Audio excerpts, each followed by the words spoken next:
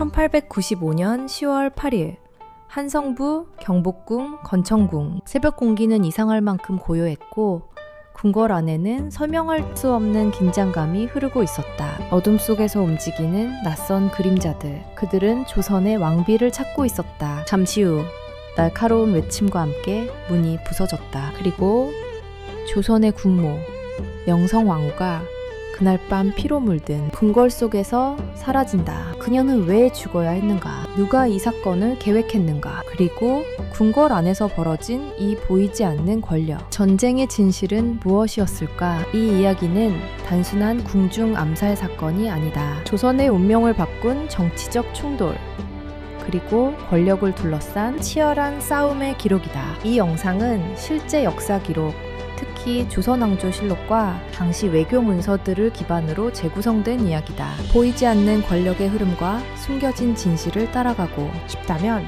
지금 구독과 좋아요로 이 여정을 함께하라. 명성왕후. 그녀는 단순한 왕비가 아니었다. 조선 후기.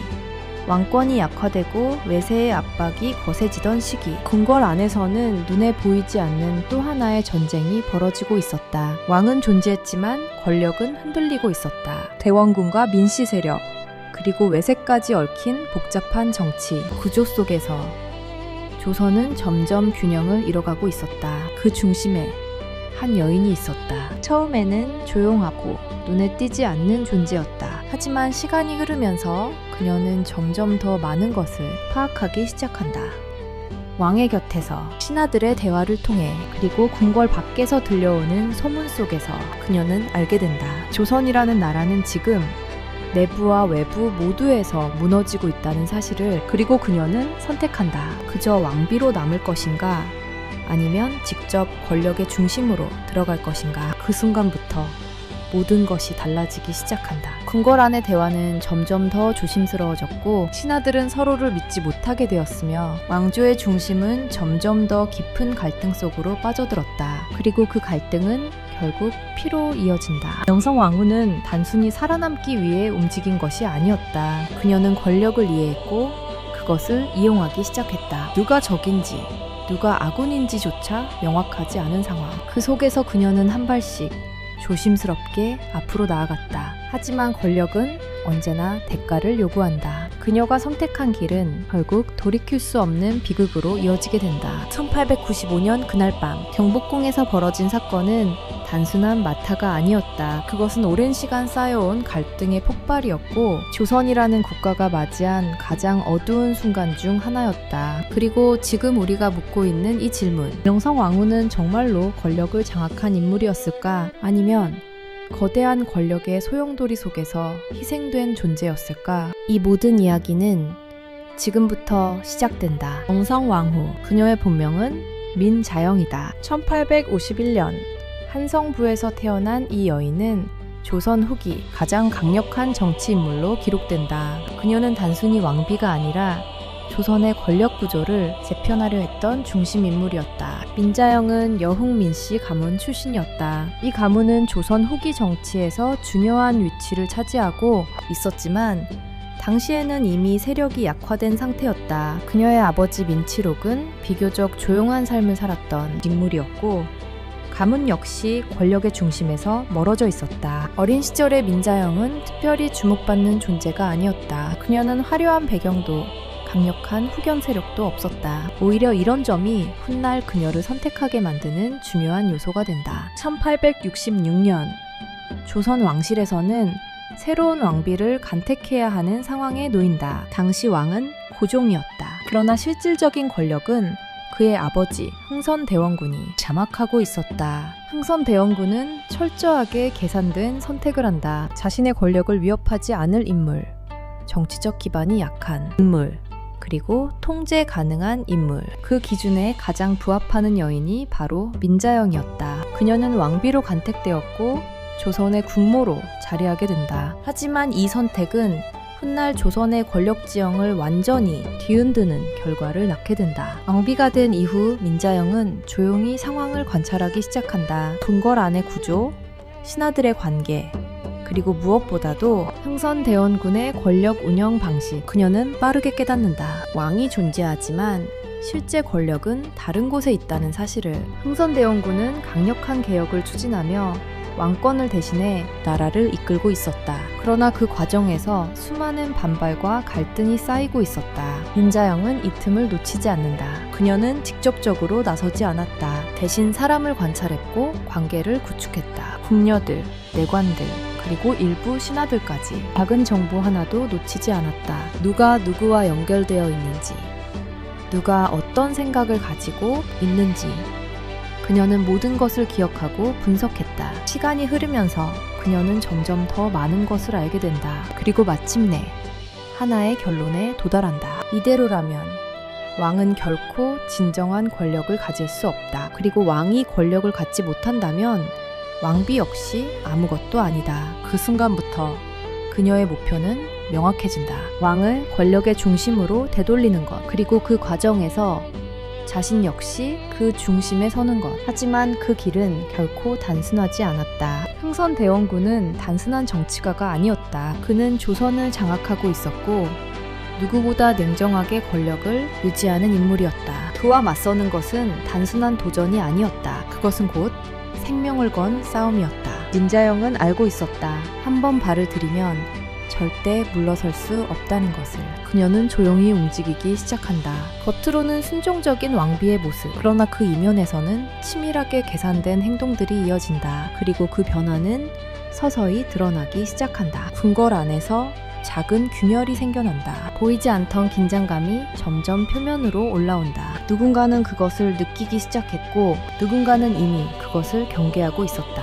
흥선대원군 역시 이상한 흐름을 감지한다. 그는 아직 확신하지 못했지만 궁궐 어딘가에서 자신을 향한 움직임이 시작되고 있다는 것을 느끼고 있었다. 그리고 그 중심에 있는 인물, 그것이 바로 왕비 민자영이었다. 이제 조선의 궁궐은 더 이상 조용한 공간이 아니었다. 보이지 않는 권력의 싸움이 시작되었고 그 싸움은 점점 더 거대한 충돌로 향해 가고 있었다. 이 싸움에서 누가 살아남게 될 것인가? 그리고 그 끝에서 조선은 어떤 운명을 맞이하게 될 것인가? 모든 것은 이제 막 시작되고 있었다. 1860년대 후반, 조선은 겉으로는 평온해 보였지만 내부에서는 이미 균열이 깊어지고 있었다. 왕조는 여전히 존재했지만 국가의 방향을 결정하는 힘은 점점 불안정해지고 있었다. 고종이 즉위한 1863년 이후 조선의 실질적인 권력은 흥선대원군에게 집중되었다. 그는 왕의 아버지라는 위치를 이용해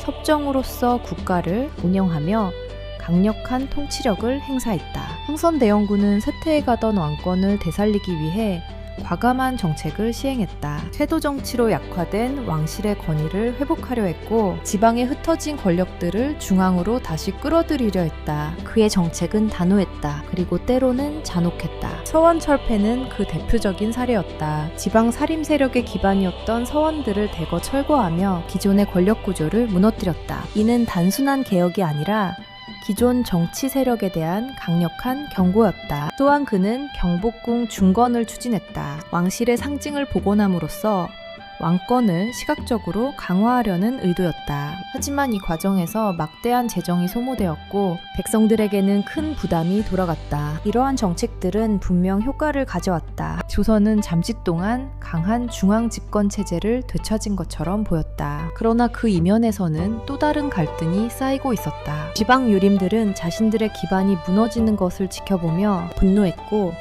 백성들은 과중한 세금과 부역에 시달리며 점점 불만을 키워갔다. 그리고 무엇보다도 외부의 위협이 점점 더 가까워지고 있었다. 19세기 후반, 동아시아는 거대한 변화의 소용돌이 속에 있었다. 서구 열강은 무력을 앞세워 아시아에 진출하고 있었고 기존의 질서는 빠르게 무너지고 있었다. 조선 역시 그 흐름에서 벗어날 수 없었다. 1866년 병인양요, 프랑스 군대가 조선에 침입하며 강화도를 공격했다. 이는 조선이 외세의 군사력과 직접 마주한 첫 번째 충돌 중 하나였다. 이어 1871년 신미양요, 미국 함대가 조선을 압박하며 또 한 번 군사 충돌이 발생한다.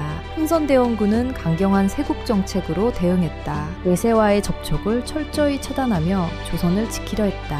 하지만 이 선택은 또 다른 문제를 낳는다. 세계는 이미 변화하고 있었고 조선만이 그 변화에서 고립되고 있었다. 이러한 상황 속에서 궁궐 내부 역시 점점 복잡한 권력 구조를 형성하게 된다. 겉으로는 흥선대원군이 모든 것을 통제하는 것처럼 보였지만 그의 권력에 도전하려는 움직임이 서서히 나타나고 있었다. 그 중심에는 왕, 고종이 있었다. 처음에는 어린 군주에 불과했던 그는 시간이 흐르면서 점점 자신의 위치를 자각하기 시작한다. 자신이 왕임에도 불구하고 실질적인 권력을 행사하지 못하는 현실. 그것은 단순한 불만이 아니라 왕으로서의 존재 자체를 부정당하는 상황이었다. 그리고 그의 곁에는 그보다 더 빠르게 상황을 이해한 인물이 있었다. 왕비, 민자영. 그녀는 이미 궁궐 안의 권력 흐름을 읽고 있었다. 누가 권력을 쥐고 있는지, 그리고 그 권력이 얼마나 불안정한 기반 위에 서 있는지를. 흥선대원군의 권력은 강력했지만 완벽하지 않았다. 그는 많은 적을 만들었고 그 적들은 기회를 기다리고 있었다. 민자영은 그 틈을 발견한다. 그녀는 단순히 반대 세력과 손을 잡는 것이 아니라 새로운 권력 네트워크를 구축하기 시작한다. 여흥 민씨 가문을 중심으로 한 새로운 세력, 그리고 기존에 소외되었던 인물들을 하나씩 끌어들이며 자신만의 기반을 만들어간다. 이 과정은 매우 조용하게 진행되었다. 겉으로는 아무 변화도 없는 것처럼 보였지만 궁궐 안에서는 이미 또 다른 권력이 형성되고 있었다. 그리고 그 변화는 점점 더 분명해진다. 고종은 점점 더 자신의 권력을 되찾고자 했고 민자영은 그 과정을 적극적으로 지원한다. 두 사람의 목표는 일치하고 있었다. 흥선대원군의 영향력에서 벗어나 왕이 직접 국가를 통치하는 체제를 만드는 것. 하지만 그 목표는 곧 충돌로 이어질 수밖에 없었다. 하나의 권력이 존재하기 위해서는 다른 권력이 반드시 약화되어야 한다. 그리고 그 대상은 분명했다. 흥선대원군, 조선의 중심에서 모든 것을 장악하고 있던 인물. 그를 밀어내는 것은 단순한 정치적 변화가 아니었다. 그것은 조선의 권력 구조를 근본적으로 뒤흔드는 사건이 될 것이었다. 궁궐 안의 긴장감은 점점 더 짙어졌다. 말 한마디, 시선 하나에도 의미가 담기기 시작했다. 그리고 어느 순간 그 긴장은 더 이상 숨길 수 없는 수준에 이르게 된다. 이제 선택의 시간이 다가오고 있었다. 누가 권력을 쥐게 될 것인가? 그리고 그 과정에서 누가 무너질 것인가? 조선의 운명은 이미 되돌릴 수 없는 방향으로 움직이기 시작했다. 1873년 한성부 경복궁. 조선의 권력 구조는 눈에 보이지 않는 균열 속에서 서서히 흔들리고 있었다. 겉으로는 여전히 흥선대원군이 모든 것을 장악하고 있는 것처럼 보였다. 그러나 내부에서는 이미 그의 권력을 겨냥한 움직임이 시작되고 있었다. 그 중심에는 고종이 있었다. 그리고 그 곁에는 왕비 민자영이 있었다. 이 시기 고종은 더 이상 어린 군주가 아니었다. 그는 자신이 국가의 주인이라는 사실을 자각하기 시작했고 그 자리를 되찾아야 한다는 강한 의지를 품고 있었다. 하지만 문제는 분명했다. 흥선대원군은 쉽게 물러날 인물이 아니었다. 그는 오랜 시간 동안 권력을 유지해온 인물이었고 그 과정에서 수많은 정치적 수단과 인맥을 구축해왔다. 그를 정면으로 밀어내는 것은 불가능에 가까운 일이었다. 그래서 선택된 방법은 정면 충돌이 아니었다. 조용한 균열, 그리고 내부에서부터의 붕괴였다. 민자영은 그 전략의 중심에 있었다. 그녀는 직접적으로 나서지 않았다. 대신 사람들을 움직였다. 궁궐 안의 내관들, 궁녀들, 그리고 일부 신하들까지 그녀는 조용히 영향력을 확장해 나갔다. 특히 여흥민 씨 가문 출신 인물들이 점점 더 중요한 자리에 배치되기 시작한다. 이들은 겉으로는 충성을 다하는 신하들이었지만 실제로는 왕비의 의중을 따르는 새로운 권력 집단이었다. 이 변화는 처음에는 미세했다. 하지만 시간이 흐르면서 점점 더 분명해진다. 조정의 회의에서, 인사 문제에서, 그리고 정책 결정 과정에서 흥선대원군의 의견이 점점 더 도전을 받기 시작한다. 그는 이를 단순한 우연으로 보지 않았다. 무언가가 바뀌고 있다는 것을 느끼고 있었다. 그리고 그 변화의 중심에 있는 인물을 의심하기 시작한다. 왕비, 민자영. 그녀는 여전히 겉으로는 조용한 모습을 유지하고 있었다. 그러나 그 이면에서는 이미 하나의 정치 세력이 형성되고 있었다. 흥선대원군은 결코 방심하지 않았다. 그는 빠르게 대응하기 시작한다. 자신에게 충성하는 인물들을 다시 주요 요직에 배치하고 영비 측 인물들을 견제하기 위한 조치를 취한다. 궁궐안은 점점 더 긴장감으로 가득 차기 시작한다. 서로를 향한 의심, 보이지 않는 감시, 그리고 언제 터질지 모르는 갈등. 이 시기 조선의 권력은 두 개로 나뉘어 있었다. 하나는 기존의 권력을 쥐고 있는 흥선대원군, 그리고 다른 하나는 새롭게 떠오르고 있는 왕과 왕비의 세력. 이 두 권력은 같은 공간 안에서 공존하고 있었지만 결코 함께 갈 수 없는 존재였다. 결국 충돌은 피할 수 없는 상황이었다. 1873년 결정적인 순간이 찾아온다. 고종은 마침내 직접 통치를 선언한다. 이는 단순한 선언이 아니었다. 그것은 흥선대원군의 권력을 공식적으로 끝내겠다는 의미였다. 이 결정은 궁궐 안에 큰 충격을 가져온다. 오랜 시간 동안 조선을 지배해온 권력이 단 한 번의 결정으로 흔들리기 시작한 것이다. 흥선대원군은 이 상황을 받아들일 수 없었다. 그는 자신의 권력을 지키기 위해 마지막까지 저항하려 했다. 그러나 이미 상황은 그의 뜻대로 움직이지 않고 있었다. 왕과 왕비, 그리고 그들을 지지하는 새로운 세력, 이들은 이미 충분한 기반을 구축하고 있었다. 결국 흥선대원군은 권력의 중심에서 밀려나게 된다. 이 사건은 단순한 권력 교체가 아니었다. 조선의 정치 구조가 완전히 바뀌는 순간이었다. 그리고 그 변화의 중심에는 왕비 민자영이 있었다. 그녀는 더 이상 조용한 존재가 아니었다. 이제 그녀는 조선의 정치에 직접적인 영향을 미치는 인물이 된다. 하지만 권력을 얻는 순간 새로운 적이 나타난다. 흥선대원군이 물러났다고 해서 모든 갈등이 끝난 것은 아니었다. 오히려 이제부터가 시작이었다. 조선 내부의 갈등은 더욱 복잡해졌고 외부의 압박 역시 점점 강해지고 있었다. 새로운 권력을 쥔 왕과 왕비. 그러나 그들이 마주해야 할 현실은 결코 쉽지 않았다. 그리고 그 선택 하나하나가 조선의 미래를 결정짓게 된다. 이제 다음 단계의 갈등이 시작된다. 권력을 얻은 자는 그 권력을 지키기 위해 더 큰 싸움을 해야 한다. 1876년 강화도, 조선은 더 이상 내부 문제만으로 버틸 수 없는 상황에 놓여 있었다. 일본은 무력으로 조선을 압박하기 시작했다. 운요 사건 이후 조선은 선택의 여지 없이 협상 테이블로 끌려나왔다. 그 결과 체결된 것이 강화도 조약이었다. 이 조약은 조선이 처음으로 외국과 맺은 근대적 조약이었다. 그러나 그 내용은 결코 평등하지 않았다. 조선은 항구를 개방해야 했고 일본 상인들에게 특권을 허용해야 했다. 무엇보다 중요한 것은 조선이 더 이상 완전한 자주국이 아니라는 사실이 드러났다는 점이었다. 이 사건은 궁궐 안의 권력 싸움에 새로운 변수로 작용한다. 이제 조선의 문제는 내부 정치에만 국한되지 않았다. 외세가 직접적으로 개입하기 시작한 것이다. 고종과 민자영은 이 변화를 누구보다 빠르게 인식한다. 그들은 단순히 권력을 유지하는 것을 넘어 국가를 지키기 위한 새로운 전략이 필요하다는 것을 깨닫는다. 하지만 문제는 그 전략을 둘러싼 의견이 서로 다르다는 점이었다. 조정 내부에서는 두 개의 흐름이 충돌하기 시작한다. 하나는 개화를 통해 외세와 관계를 맺고 변화를 수용해야 한다는 입장. 다른 하나는 전통을 지키며 외부의 영향을 최대한 차단해야 한다는 입장. 이 갈등은 단순한 정책 논쟁이 아니었다. 권력의 방향을 결정짓는 문제였다. 민자영은 점점 더 현실적인 선택을 하게 된다. 그녀는 외세를 완전히 배척하는 것이 불가능하다는 사실을 알고 있었다. 이미 조선은 외부 세계와 연결되기 시작했고 그 흐름을 막는 것은 오히려 더 큰 위험을 초래할 수 있었다. 그래서 그녀는 다른 길을 선택한다. 외세를 이용하는 것. 일본만이 아니라 청나라, 그리고 서양 국가들까지 여러 세력 사이에서 균형을 맞추며 조선을 지키려는 전략이었다. 이 전략은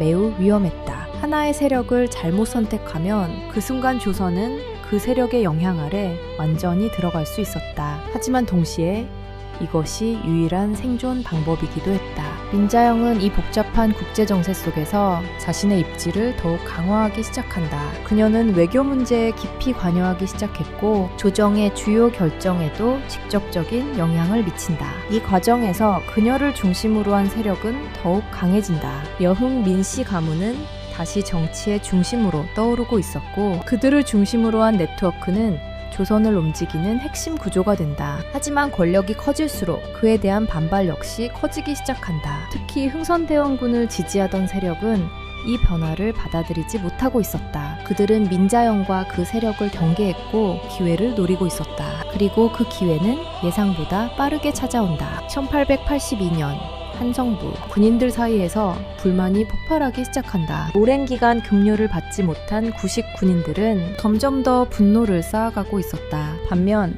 새로운 군대는 더 나은 대우를 받고 있었다. 이 불균형은 결국 폭발로 이어진다. 이모군란. 분노한 군인들은 무장하고 궁궐로 향한다. 그들의 목표는 분명했다. 민자영 세력. 궁궐안은 순식간에 혼란에 빠진다. 불이 붙고 외침이 울려 퍼지고 질서는 완전히 무너진다. 이 사건은 단순한 폭동이 아니었다. 그것은 권력에 대한 직접적인 공격이었다. 민자영은 그 순간 자신의 생명이 위협받고 있다는 것을 직감한다. 그녀는 급히 궁궐을 빠져나간다. 그리고 몸을 숨긴다. 조선의 국모가 자신의 궁궐에서 도망쳐야 하는 상황. 이것은 단순한 위기가 아니었다. 권력이 완전히 흔들리고 있다는 신호였다. 고종 역시 큰 충격을 받는다. 그는 상황을 통제하려 했지만 이미 모든 것이 통제 불능 상태에 빠져 있었다. 결국 조선은 외부의 도움을 요청하게 된다. 청나라 군대가 개입한다. 이로 인해 이모군란은 진압되지만 그 대가는 결코 가볍지 않았다. 조선은 다시 한번 외세의 영향 아래 들어가게 된다. 그리고 흥선대원군은 다시 정치의 중심으로 끌려온다. 이 사건은 모든 것을 바꿔놓는다. 민자영의 권력은 큰 타격을 입었고 조선의 정치 구조는 다시 흔들리기 시작한다. 그러나 이 싸움은 여기서 끝나지 않는다. 오히려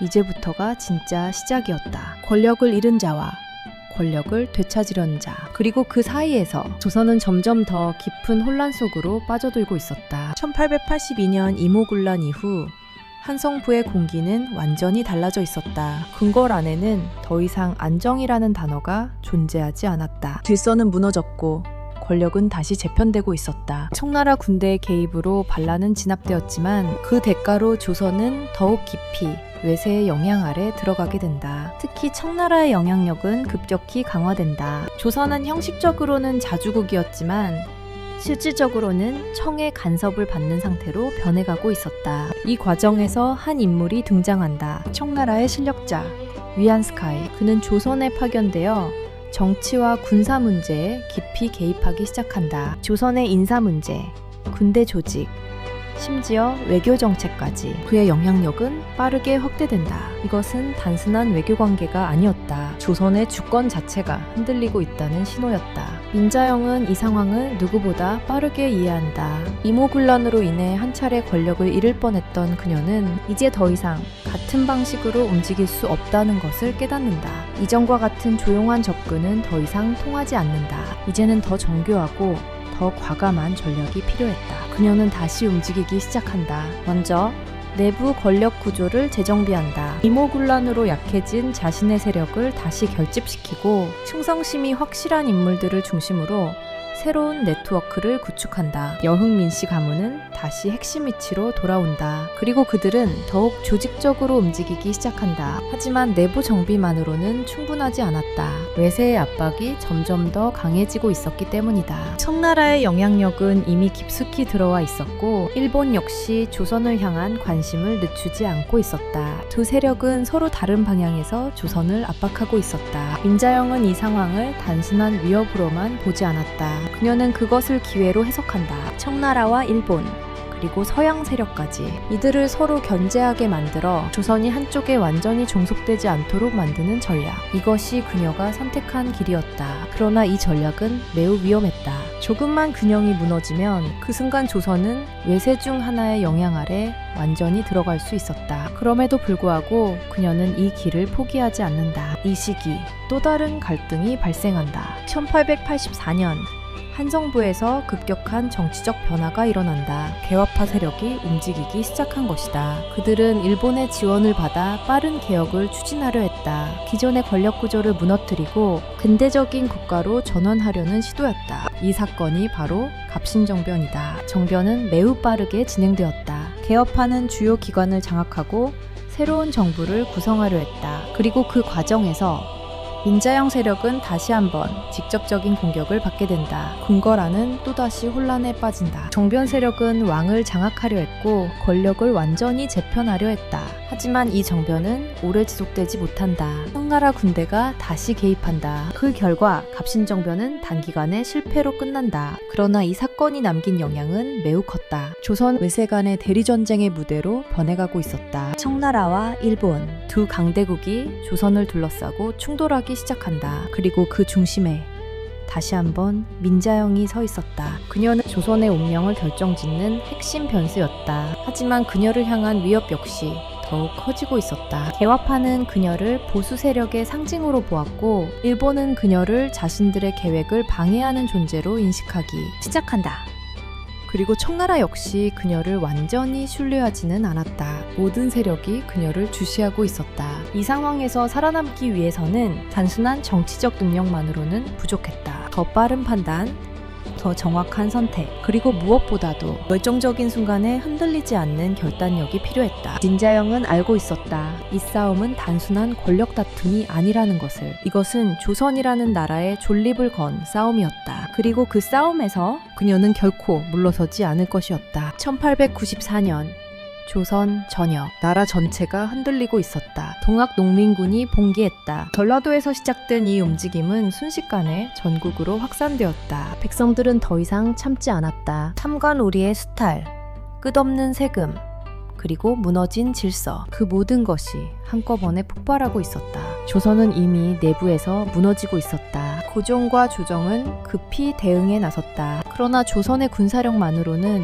이 상황을 통제하기 어려웠다. 결국 조선은 또다시 외부의 힘을 끌어들인다. 청나라의 군사 지원을 요청한 것이다. 이 결정은 단순한 진압 요청이 아니었다. 그것은 새로운 전쟁의 시작을 알리는 신호였다. 청나라 군대가 조선에 들어오자 일본 역시 즉각적으로 군대를 파견한다. 두 강대국이 동시에 조선에 군대를 주둔시키게 된다. 이 순간 조선은 더 이상 주도권을 가진 국가가 아니었다. 그저 두 세력 사이에서 흔들리는 공간이 되어버렸다. 그리고 그 결과는 빠르게 나타난다. 1894년 청일전쟁이 발발한다. 조선을 둘러싼 싸움은 이제 외세 간의 전면전으로 확대된다. 전쟁의 결과는 예상보다 빠르게 드러난다. 일본이 승리한다. 이 승리는 단순한 군사적 승리가 아니었다.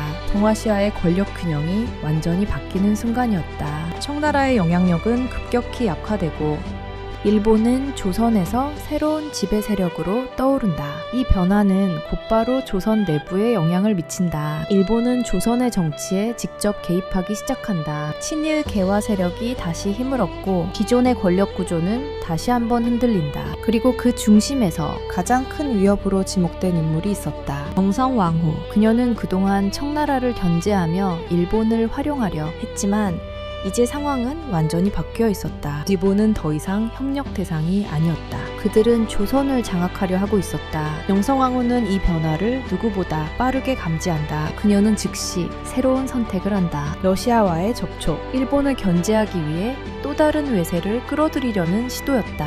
이 선택은 매우 위험했다. 그러나 그녀에게는 다른 선택지가 없었다. 일본의 영향력이 커질수록 그녀의 위치는 점점 더 위험해지고 있었다. 일본은 그녀를 제거해야 할 존재로 보기 시작한다. 그녀는 일본의 계획을 방해하는 핵심 인물이었고 조선에서 일본의 지배를 완성하기 위해서는 반드시 제거해야 하는 대상이었다. 이 시기 궁궐안의 분위기는 완전히 바뀌어 있었다. 누가 누구를 믿을 수 있는지 알 수 없었다. 정보는 빠르게 퍼졌고 소문은 곧 현실이 되었다. 명성황후는 점점 더 고립되어 간다. 겉으로는 여전히 왕비의 자리에 있었지만 그녀를 둘러싼 환경은 점점 더 좁아지고 있었다. 신하들 중 일부는 그녀를 지지했지만 또 다른 일부는 일본과 연결되어 있었다. 궁궐 안에는 이미 보이지 않는 분열이 생겨나 있었다. 그리고 그 분열은 결국 하나의 사건으로 이어진다. 1895년 일본은 결단을 내린다. 조선을 완전히 장악하기 위해 가장 큰 장애물을 제거하기로 한 것이다. 그 대상은 분명했다.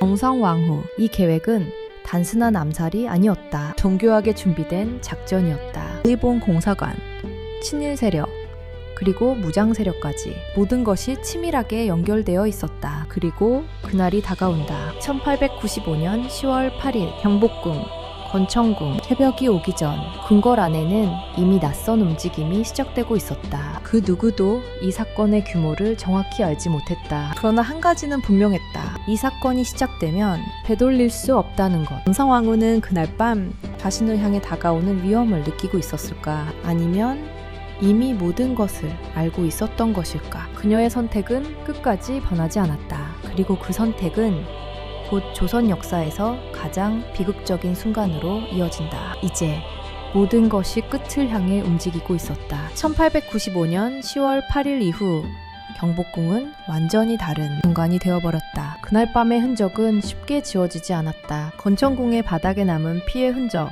부서진 문과 뒤엉킨 물건들, 그리고 그날을 기억하는 사람들의 침묵. 궁궐은 여전히 존재했지만 그 안의 중심은 이미 사라지고 있었다. 영성왕후가 사라진 이후 궁궐 안의 권력 구조는 급격히 변하기 시작한다. 그러나 그 변화는 안정으로 이어지지 않았다. 오히려 더 깊은 혼란과 불안이 퍼져나갔다. 고종은 충격 속에 있었다. 그는 왕이었지만 자신의 궁궐 안에서 벌어진 일을 막지 못했다. 그 사실은 단순한 실패가 아니었다. 왕으로서의 권위 자체가 무너지는 순간이었다. 그는 점점 더 말을 아끼기 시작한다. 신하들과의 대화도 줄어들었고 결정은 점점 늦어졌다. 궁궐 안에는 보이지 않는 공포가 퍼져 있었다. 누가 이 일을 주도했는지, 누가 협력했는지, 그리고 누가 다음 표적이 될지 아무도 확신할 수 없었다. 신하들은 서로를 의심하기 시작한다. 같은 공간에 있으면서도 서로의 눈을 피한다. 그날 밤 이후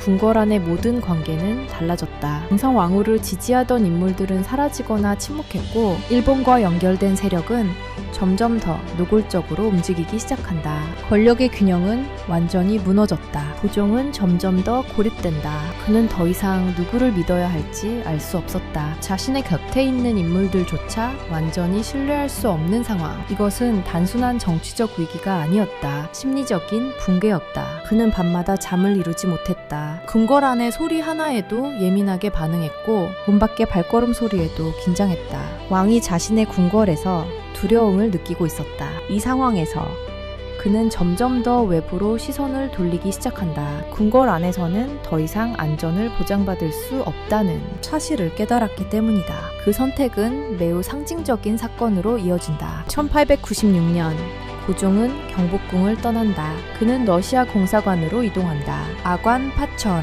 조선의 왕이 자신의 궁궐을 떠나 외국 공사관으로 피신하는 사건. 이것은 단순한 이동이 아니었다. 조선 왕권의 붕괴를 상징하는 사건이었다. 궁궐은 이제 더 이상 권력의 중심이 아니었다. 외세의 보호 없이는 왕조 자체를 유지하기 어려운 상황이 된 것이다. 이 사건 이후 조선의 정치 구조는 완전히 달라진다. 러시아의 영향력이 급격히 확대되고 일본과의 갈등은 더욱 깊어진다. 조선은 이제 스스로의 방향을 결정할 수 없는 상태에 놓인다. 그리고 그 중심에서 영성왕후의 부재는 더욱 크게 느껴진다. 그녀가 살아있었다면 이 상황은 달라졌을까? 아무도 확신할 수 없다. 그러나 한 가지는 분명했다. 그녀의 죽음은 단순한 개인의 비극이 아니었다. 그것은 조선이라는 국가가 자신의 중심을 잃어버린 순간이었다. 궁궐 안의 고요함은 이제 더 이상 평온을 의미하지 않았다. 그것은 두려움과 침묵, 그리고 아무도 말하지 않는 진실로 가득 찬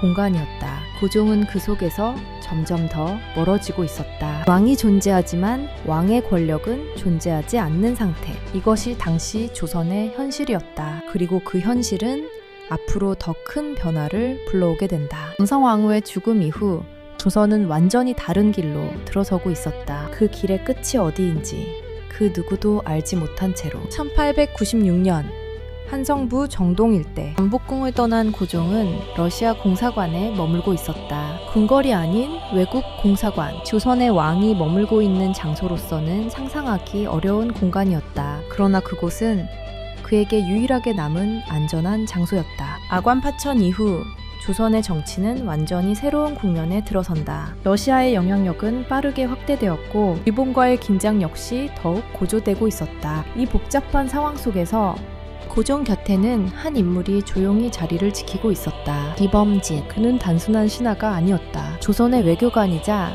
고종의 의중을 누구보다 정확하게 이해하고 있던 인물이었다. 그는 이미 이전부터 국제정세에 밝았고 러시아와의 외교 관계에서도 중요한 역할을 맡고 있었다. 아관 파천 이후 그의 존재는 더욱 중요해진다. 고종은 더 이상 궁궐 안에서 명령을 내리는 왕이 아니었다.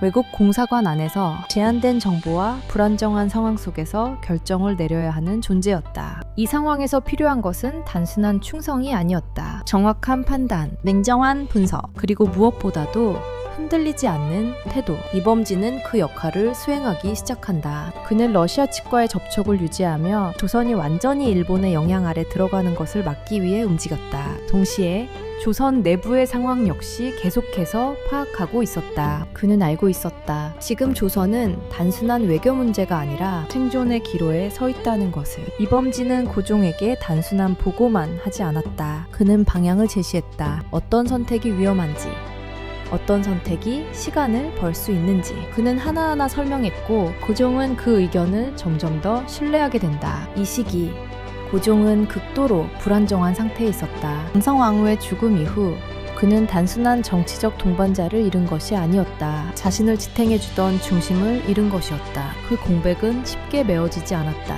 그리고 그 공백 속에서 이범진은 조용히 그 자리를 채워가기 시작한다. 그는 감정을 드러내지 않았다. 과장된 행동도 없었다. 그저 필요한 말을 필요한 순간에 전달했다. 그것이 오히려 더 큰 신뢰로 이어진다. 하지만 그의 역할은 단순히 왕을 보좌하는 것에 그치지 않았다. 그는 선택을 해야 했다. 조선을 위해. 어느 쪽에 더 가까이 다가가야 하는지. 러시아인가?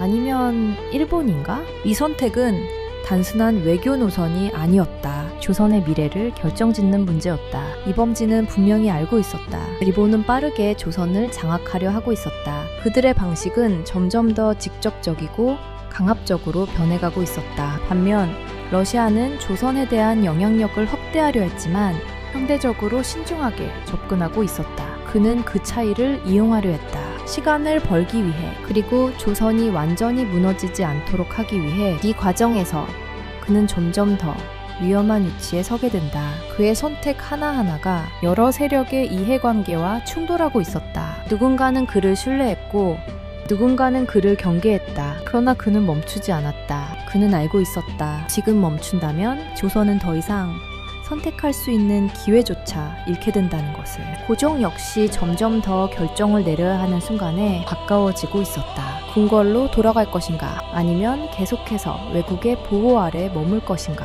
그 선택은 단순한 이동이 아니었다. 왕으로서의 존재를 어떻게 정의할 것인가에 대한 문제였다. 이범진은 그 선택의 순간을 준비하고 있었다. 그는 조용히 상황을 정리하고 가능한 모든 시나리오를 계산했다. 그리고 그 중심에는 항상 하나의 질문이 있었다. 조선을 어떻게 지킬 것인가. 강성왕후가 사라진 이후 그 질문은 더욱 무거워졌다.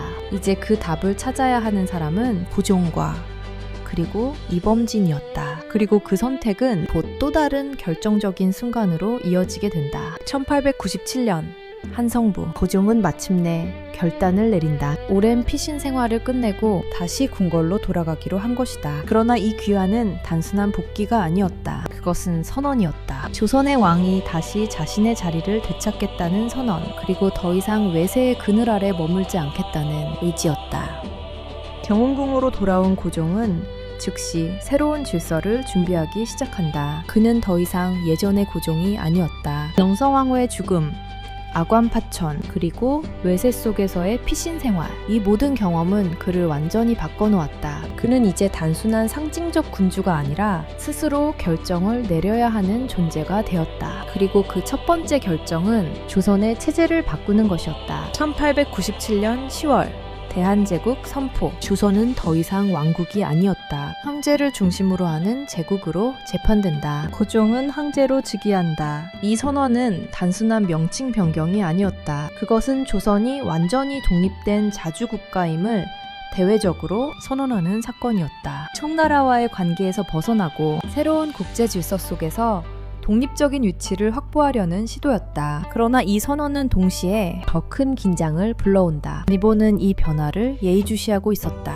그들은 이미 조선에서 상당한 영향력을 확보하고 있었고 이제 그 영향력을 더욱 확장하려 하고 있었다. 대한제국의 선포는 그들의 계획에 장애물이 될 수 있었다. 그리고 그들은 다시 움직이기 시작한다. 고종은 이를 알고 있었다. 그는 이제 더 이상 과거처럼 대응하지 않는다. 그는 군사력을 강화하려 했고 근대적인 개혁을 추진하려 했다. 새로운 군대 조직, 행정 개편, 그리고 외교 관계의 재정비. 그는 조선을 새로운 국가로 만들기 위해 움직인다. 그러나 현실은 그를 쉽게 허락하지 않았다. 재정은 부족했고 내부의 갈등은 여전히 존재했으며 외세의 압박은 점점 더 강해지고 있었다. 이 과정에서 고종은 다시 한번 극단적인 선택의 기로에 서게 된다. 독립을 유지하기 위해 어디까지 싸울 것인가? 그리고 무엇을 포기해야 하는가? 이범진은 여전히 그의 곁에 있었다. 그는 계속해서 상황을 분석하고 가능한 선택지를 제시한다. 그러나 이번에는 그 역시 확신할 수 없었다. 상황은 너무 빠르게 변하고 있었다. 일본은 더욱 적극적으로 움직이고 있었고 러시아 역시 조선에 대한 영향력을 확대하려 하고 있었다. 두 세력 사이의 긴장은 점점 더 고조되고 있었다. 그리고 그 충돌은 결국 또 다른 전쟁으로 이어진다. 1904년 러일 전쟁 발발. 조선을 둘러싼 싸움은 다시 한번 외세 간의 전면전으로 확대된다. 대한제국은 그 중심에 서 있었다. 그러나 이번에는 선택의 여지가 거의 없었다. 일본은 빠르게 조선을 장악하기 시작한다. 군사적으로, 정치적으로, 그리고 행정적으로. 대한제국의 주권은 점점 더 제한된다. 고종은 이를 막기 위해 마지막까지 저항하려 한다. 그러나 그 힘은 점점 약해지고 있었다. 그의 결정은 늦었고 상황은 이미 일본에게 유리하게 기울어져 있었다. 이 모든 과정 속에서 하나의 그림자가 계속해서 남아있었다. 정성왕후, 그녀가 살아있었다면 이 상황은 달라졌을까? 그 질문은 누구도 답할 수 없었다. 그러나 분명한 것은 그녀의 부재 이후 조선의 권력은 더 이상 균형을 유지하지 못했다는 사실이다. 그리고 이제 그 균형은 완전히 무너지고 있었다. 대한제국의 마지막 선택은 점점 더 좁아지고 있었다. 그리고 그 끝에는 돌이킬 수 없는 결과가 기다리고 있었다. 1905년 한성부. 대한제국의 운명은 이미 기울어지고 있었다. 러일 전쟁에서 일본이 승리하면서 동아시아의 권력 구조는 완전히 재편된다. 러시아는 물러났고 일본은 조선을 향해 더 이상 방해받지 않는 상태가 된다. 이제 남은 것은 단 하나였다. 대한제국을 완전히 지배하는 것. 그 시작은 외교권 박탈이었다. 1905년 11월 을사조약 체결. 이 조약은 대한제국의 외교권을 일본이 가져가는 내용을 담고 있었다. 겉으로는 협약의 형태였지만 실제로는 강압에 의해 체결된 것이었다. 고종은 끝까지 이를 거부하려 했다. 그러나 상황은 그의 의지와 상관없이 흘러갔다. 일본은 군대를 동원해 궁궐을 포위했고 대신들을 압박하며 조약 체결을 강요한다. 그리고 결국 몇몇 대신들이 이에 서명하게 된다. 이완용, 박재순, 이지용, 권중현, 이근택. 이들은 훗날 을사오적으로 불리게 된다. 그러나 이 사건은 단순한 매국행위로만 설명되지 않는다. 그날 궁궐 안에서는 이미 선택할 수 있는 길이 거의 남아있지 않았다. 고종은 끝까지 서명을 거부했지만 그의 의지는 더 이상 국가를 지킬 수 있는 힘이 되지 못했다. 대한제국은 이 순간 사실상 외교적 주권을 잃는다. 그리고 일본은 통감부를 설치한다. 초대 통감 이토 히로부미. 그는 조선의 정치 전반에 개입하기 시작한다. 외교뿐만 아니라 내정에도 영향력을 행사하며 대한제국을 사실상의 보호국으로 만든다. 이후의 변화는 빠르게 진행된다. 각 부처에는 일본의 영향이 스며들었고 정책 결정 역시 점점 일본의 의도에 따라 움직이기 시작한다. 대한제국은 존재하고 있었지만 그 실질적인 권력은 이미 다른 곳에 있었다. 고종은 이 상황을 받아들일 수 없었다. 그는 마지막까지 저항하려 했다. 1907년 그는 국제사회에 도움을 요청하기로 결심한다. 헤이그 만국 평화회의. 그는 비밀리에 특사를 파견한다. 이준, 이상설, 이휘종. 이들은 대한제국의 상황을 알리고 일본의 부당한 조치를 국제적으로 문제 삼으려 했다. 그러나 이 시도는 실패로 끝난다. 일본의 압박으로 인해 특사들은 회의에 공식적으로 참여하지 못한다. 그리고 이 사건은 오히려 일본에게 또 다른 명분을 제공한다. 고종이 국제적으로 문제를 제기했다는 이유로 일본은 그의 퇴위를 요구한다. 결국 고종은 황제의 자리에서 물러나게 된다. 신종이 즉위한다. 이 사건은 단순한 왕위 교체가 아니었다. 대한제국의 마지막 저항이 무너지는 순간이었다. 그 이후 상황은 더욱 빠르게 악화된다. 군대는 해산되고 행정 권한은 더욱 제한되며 일본의 지배는 점점 더 직접적인 형태로 변해간다. 그리고 이 모든 과정 속에서 하나의 질문이 계속해서 남아있었다. 어디서부터 잘못된 것인가? 이모곤란인가? 갑신정변인가? 아니면 그보다 훨씬 이전부터였을까? 영사왕후의 죽음은 그 수많은 사건들 중 하나일 뿐이었을까? 아니면 모든 흐름을 바꿔버린 결정적인 순간이었을까? 대한제국은 이제 마지막 단계로 향하고 있었다. 그리고 그 끝은 이미 정해져 있는 것처럼 보였다. 1910년 8월 29일 한성부, 대한제국은 공식적으로 사라진다. 한일 병합조약이 체결되면서 조선은 일본 제국에 완전히 편입된다. 수백 년 동안 이어져 온 왕조는 이날을 기점으로 막을 내린다. 궁궐은 여전히 존재했지만 그 안에는 더 이상 조선을 통치하는 권력이 존재하지 않았다. 왕은 있었지만 그는 더 이상 왕이 아니었다. 이 순간 조선이라는 국가는 역사 속으로 사라진다. 그리고 남겨진 것은 수많은 질문과 해석들이다. 영성왕후, 그녀는 어떤 인물이었는가? 조선의 국모로서 권력을 쥐고 정치를 주도했던 강력한 지도자였는가? 아니면 거대한 국제 정세 속에서 살아남기 위해 싸웠던 한 배인이었는가? 조선왕조실록과 각국의 외교 문서에는 그녀에 대한 다양한 기록이 남아있다. 어떤 기록은 그녀를 권력을 탐한 인물로 묘사한다. 또 어떤 기록은 그녀를 조선을 지키기 위해 끝까지 싸운 존재로 평가한다. 그러나 그 모든 기록에는 공통된 사실이 있다. 그녀는 결코 수동적인 존재가 아니었다. 그녀는 선택했다. 권력의 중심으로 들어가는 길을. 그리고 그 선택은 결국 그녀를 역사상 가장 위험한 위치에 올려놓는다. 그녀는 외세를 이용하려 했고 그 과정에서 수많은 갈등을 만들어냈다. 청나라와 일본, 러시아 사이에서 균형을 유지하려. 하지만 그 균형은 점점 더 불안정해졌다. 그리고 그 끝에서 그녀는 제거되어야 할 존재가 된다. 1895년 경복궁에서 벌어진 사건, 그것은 단순한 암살이 아니었다. 조선의 방향을 바꾸기 위한 결정적인 행동이었다. 그녀의 죽음 이후 조선은 빠르게 외세의 영향 아래 들어간다. 권력의 균형은 무너졌고 그 공백은 쉽게 메워지지 않았다. 그렇다면 그녀가 살아 있었다면 결과는 달라졌을까? 이 질문에 대한 명확한 답은 존재하지 않는다. 그러나 한 가지는 분명하다. 그녀는 마지막까지 움직였다. 그녀는 상황을 이해했고 그 안에서 가능한 선택을 하려 했다.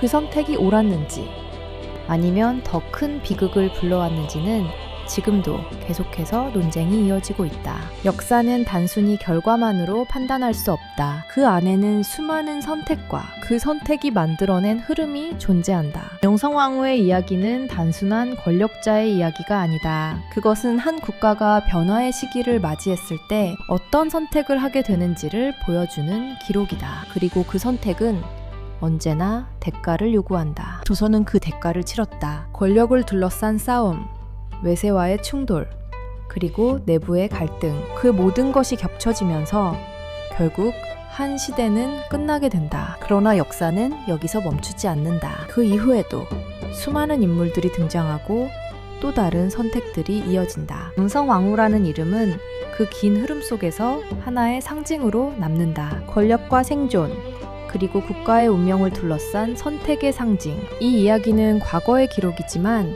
동시에 지금에도 이어지는 질문이다. 권력은 누구를 위해 존재하는가? 그리고 그 권력을 지키기 위해 우리는 어디까지 나아갈 수 있는가? 조선 말기, 우리는 흔히 결과만을 기억한다. 망국, 외세의 침략, 그리고 무너진 왕조. 그러나 그 결과에 도달하기까지의 과정은 훨씬 더 복잡했다. 그리고 그 중심에는 언제나 선택이라는 문제가 존재했다. 영성왕후가 살았던 시대는 단순히 나라가 약해진 시기가 아니었다. 그것은 기존의 질서가 무너지고 새로운 질서가 아직 완전히 자리 잡지 못한 과도기였다. 이런 시기에는 누구도 확실한 답을 가지고 있지 않다. 모든 선택은 위험을 동반한다. 그리고 그 선택의 결과는 언제나 예측과 다르게 흘러간다. 당시 조선의 문제는 단순히 외세의 압박 때문만이 아니었다. 내부의 구조 역시 이미 한계에 도달해 있었다. 세도 정치로 인해 무너진 관료체계, 지방까지 통제하지 못하는 행정력, 그리고 점점 더 심해지는 경제적 불균형. 이 모든 요소들이 겹쳐지면서 조선은 스스로를 유지하기 어려운 상태에 놓여 있었다. 이런 상황에서 명성황후는 기존의 방식으로는 문제를 해결할 수 없다고 판단했다. 그녀는 전통적인 질서를 유지하는 동시에 외부의 힘을 이용해 균형을 만들려 했다. 그러나 이 전략은 근본적인 한계를 가지고 있었다. 외세는 결코 중립적인 존재가 아니었기 때문이다. 그들은 언제나 자신들의 이익을 우선으로 움직였다. 조선을 돕는 것처럼 보이면서도 결국은 조선을 이용하고 있었다. 이 점에서 명성황후의 선택은 현실적이면서도 동시에 위험한 것이었다. 그녀는 시간을 벌 수는 있었지만 근본적인 해결책을 만들 수는 없었다. 그리고 그 시간은 결국 더 큰 충돌을 준비하는 시간이 되고 만다. 또 하나 주목해야 할 점은 당시 조선의 엘리트 집단이 하나로 움직이지 못했다는 사실이다. 개화를 주장하는 세력과 전통을 유지하려는 세력, 이 둘은 단순한 의견 차이를 넘어 서로를 배제하려는 수준까지 갈등이 심화되어 있었다. 이러한 내부 분열은 외세에게 매우 유리한 조건이었다. 하나로 대응하지 못하는 국가는